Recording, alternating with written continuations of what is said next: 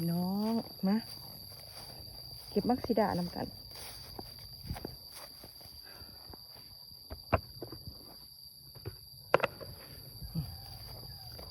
ห่อใหม่เลยตู่เริ่มห่อได้เขาก็มาห่อแล้วพี่น้องตัวซุกก็เจ็บจ้าตัวซุกก็เจ็บ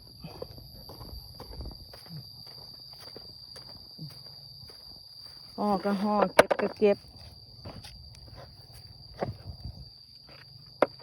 มักซิดาสดๆใหม่ๆจ้ะ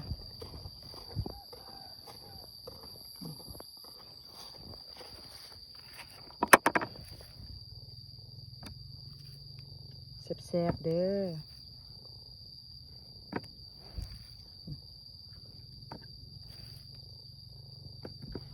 เต็มคุก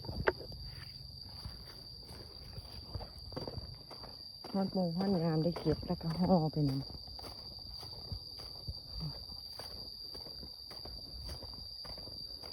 ทั้งเก็บทั้งห่อเนาะพี่น้องเนาะมักซิดา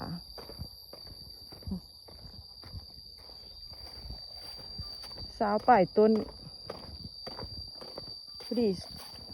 มักซิดาใจขาวนี่สาวป่ายต้นพี่น้องในถุงห่อเพิ่นถุงนี้ก็นี่ไซเคิลนี่ไซโคตนี่ไซเคิลเนาะพี่น้องเนาะถุงนี้ข้าพเจ้าห่อมักม่วงแจ๊กต้นแล้วนี่เก็บเอาเปิดเลยดิแล้วก็ไปล้างเอามาห่อมักซิดาต่อพี่น้องมือสอง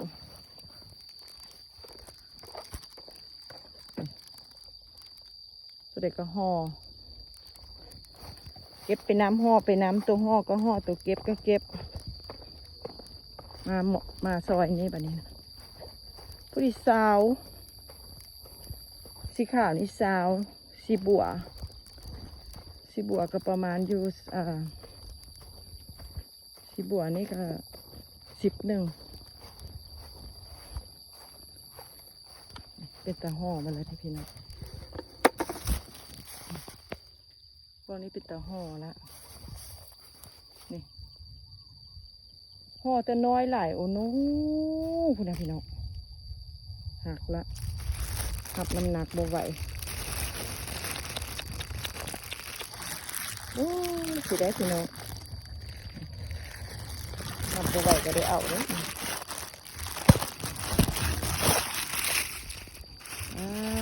ที่ถูกกำลังใหญ่พี่น้องหักแล้วใส่กระโบได้เรื่องแล้ว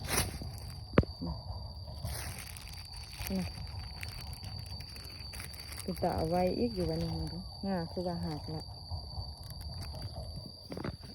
อันนั้นก็คือสีหักคือกันโอ้เห็ดจังไดเด็ดเลยนะพี่น้องยังบ่ทันสุกคักก็หาเริ่มสีเฮิม